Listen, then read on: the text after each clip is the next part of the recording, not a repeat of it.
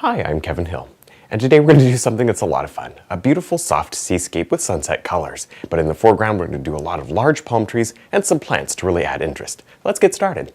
We'll start off today here with our little 2-inch brush and some yellow and white. And let's see, I'm going to pick a spot just to the right of center and drop in a little bit of a sunset or sunrise. Doesn't make a bit of difference which one it is. They pretty much look similar. Okay, now I don't want this effect too big, and this is already too big, so there's some color. We're gonna shape around it and make it look pretty in a second. This is not really looking pretty yet, and that's fine. Okay, so let's just maybe let that color wander down and around. Again, this brush is making a big effect, and I want a small effect today. I'll show you what I mean. You'll notice. I just don't want anything too large. Okay, so I'm just gonna basically put down the color and then make it look a little nicer later. Good. I'm going to let this orangey color sort of wrap around and out. There. And then you just get slightly darker, slightly more red a little too much red, but slightly more red as you work away from the sun there. And then we can even transition to a touch of blue at the top, but not much.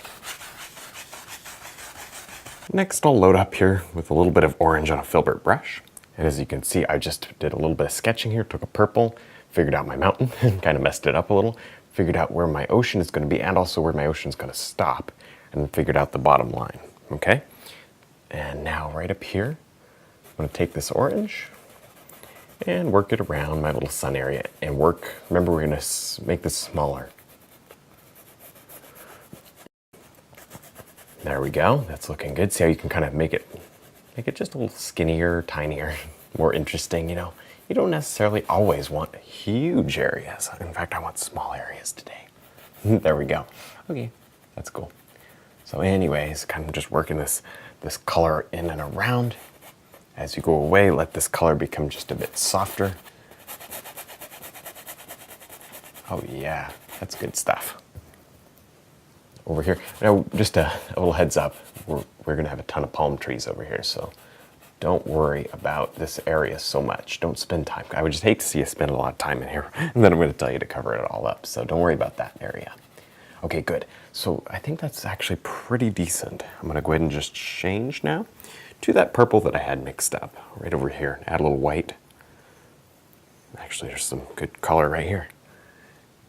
And I'm just going to simply melt these two together, creating purple clouds as I move away from the sun area. Yeah, there we go, more blue. So you obviously kind of make your purple a little to the blue side or the red side.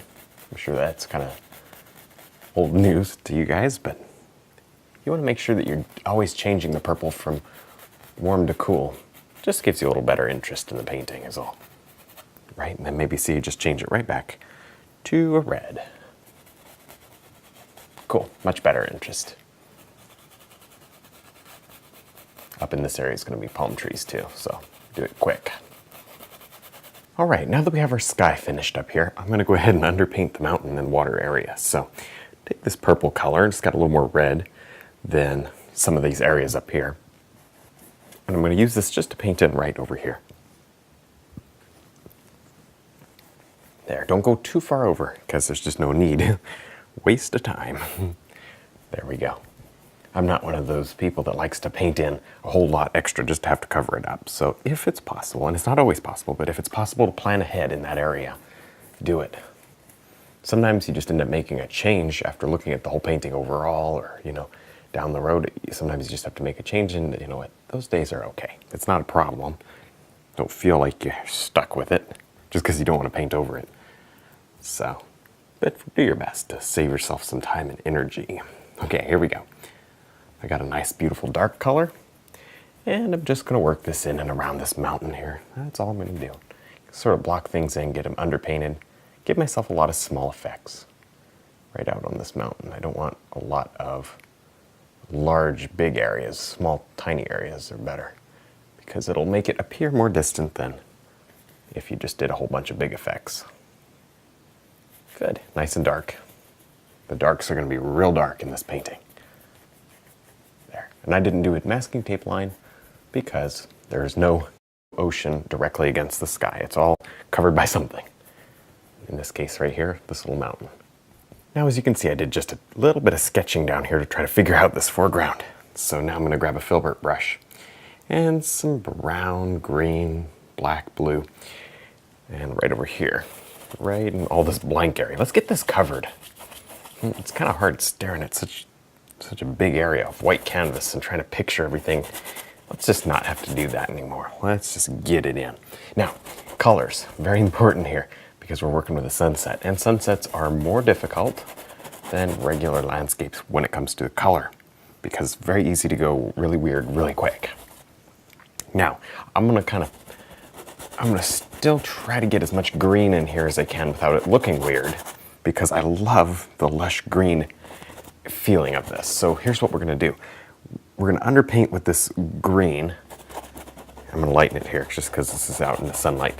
And then we're gonna highlight with more, well, yes, greens, but also with a lot of oranges, and that's what'll help to tie this in. So it will not look tied in yet, and it may look a little strange just for a few minutes. But try not to let it drive you nuts. Just trust me on this one. Now with our filbert, I'm gonna go ahead and block in the sandy areas. And I've got this very nice, soft, almost a rusty color here. And it's gonna be perfect for the underpainting of the sand, I think. Now, when I was done with my filbert brushwork, I just quickly did, just real quick, a couple of brush strokes. Now, the reason I did that was I wanted to just softly indicate, the feeling of plants and stuff, tropical things. And it was just time to do it, I didn't want to leave a hard edge up there, otherwise it'd just be like a big box of color, and that would not have been very pleasant. So just, make it a little bit nicer for while we're painting on it. It also helps to picture the other elements in, at least with just a general thought as to what we're doing up here. There. This is a bit of a sand dune mound thing right here. It's okay if the colors mix. We can wipe this down with a paper towel before we apply our final highlights. I'll probably do that. Might do that as soon as we're done here. Just give it a quick wipe. Drift this color out. This is sand under the water. Obviously, we'll make that effect look a little more realistic later. Now I'm just going to quickly drop in a couple of palm trees up here. And I've already done a couple. These are kind of fun because the contrast is so good on them.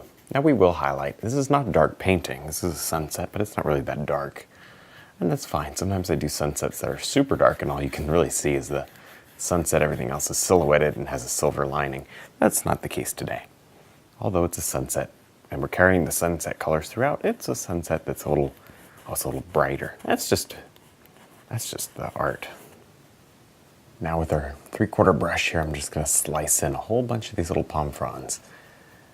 And the reason I'm using a 3/4 and not a filbert or a detail round, very simple, is because these things are huge. Look how big this is. These are so big that, yikes. These are so big that if you don't get them, proportional to the tree trunk, then it's not going to look right. Now I'm going to drop on just a touch of highlight here to a few of these tropical plants that are growing down here. I did the underpainting very quickly, and you see I tried my best to indicate different variety of plants. No idea what they are, but it doesn't make any difference. They look tropical to me, so there you go. Actually, we can do that later. I'm not even going to worry about the grass area. Let me think here, maybe right here. This is like a little fern, a short fern. So the light's here, and it's coming through. This area is pretty much in shadow, or, well, at least it's getting its mid-tone. Right here, we'll just touch to create what looks like a little bit of light catching just a couple of these leaves and things up here. Beautiful. Up in here, maybe some. Not as much, maybe on that one. Good. And then right over here in the lower left, I'm going to indicate just a few. Well, there I'm jumping right to the highlights. Let me do some midtones first. There we go. Kind of a green-gray color. Indicate some plants that are growing. These look tropical, and that's exactly what I want. A little bit of a shadowy blue color on the back side, but not too much of that blue. Don't get carried away. It's okay to have a couple of notes of blue, but please don't go overboard. If you're going to do a lot of shadows, do them in purple. I'll drop a couple of purple ones in as well. That way, I just want a variety. As long as we have a variety and it's mostly purple shadows, I'm happy. There we go. The reason is you just need your colors to work. Purple is a beautiful color when it comes to shading in a painting with the sunset or sunrise. Now I'm using the detail brush here to just drop on a sliver of light on this side of the palm tree. I already built up a little bit of mid-tone and just some different variety in there. Now, you see, I've went ahead and made a choice, and I've also put a sliver of light right down this side, down to about there. What that does is it makes it look backlit, and that's very important. And then because this palm tree is coming forward into the painting, the face, the front, the top part starts to catch a little light. So that's the theory behind the lighting situation here. It's a little different. And so I just kind of wanted to explain it and make sure that you kind of understand it. It's a little different, but there. It's kind of better than just leaving it dark, which is certainly an option. And that's fine. But just not in this painting, I just purposely, I want it bright and really vibrant, and colorful and pretty. Very tropical. There.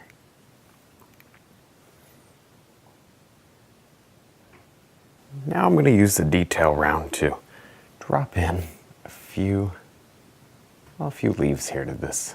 I guess this is either a small palm tree or some sort of a different variety that just resembles a palm tree. Doesn't matter. I've seen these though. You know, I don't know, this is like a jungle almost. I've seen these in photos and I think it would look good here. There, I like it. Nice. And I'm just going to do a few of these branches, and I won't go crazy. Just a few. I almost put one in there. Then I'm looking, I'm going to get a pinwheel. So I'm going to actually, here's something kind of interesting to show you. Erase that one and leave maybe I'll fill it in with something else back. I don't know. I just know I don't want a pinwheel. So I'm going to leave that one alone for a minute and just, there. Oh yeah, this is cool. I'm being careful because this is a detailed area. These are very close.